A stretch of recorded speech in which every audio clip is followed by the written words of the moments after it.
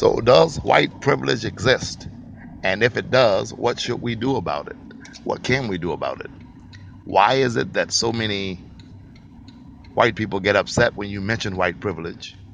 Is it another one of those instances where another one of those instances where the old folks used to say that a hit dog will holler?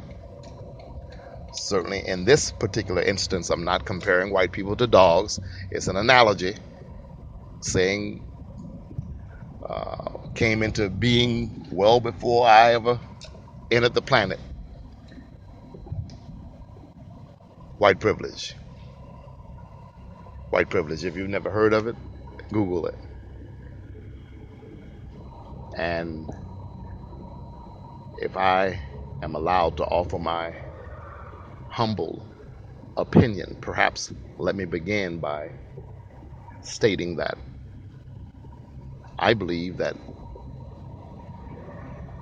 not only do white people who control most of the money and most of the institutional power, if you will, institutions being every kind of institution, from the prison institution to the banking institutions to the loaning institutions to the hiring institutions, not only do white people practice white privilege, sometimes subconsciously, but black people, Hispanics, Latinos, and other peoples around the world also practice white privilege. It is almost automatic. It has existed for so long in an invisible manner in this country, in an unconscious manner, that it has been buried deep down, embedded into the subconscious of every human being on planet Earth,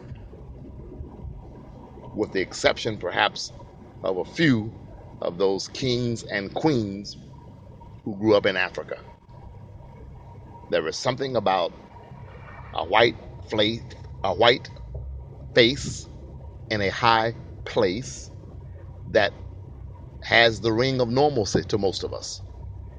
When we see the CEO of a bank come out who's black, when we see him walk out of the room and find out that he's the CEO and he's African American, all of us are a little bit shocked by it. Some are pleased, some are displeased, but all are a tad bit shocked by it. White privilege, I don't know how deeply we're going to get into it in this short session, but it is the privilege that comes along with being white, especially in North America.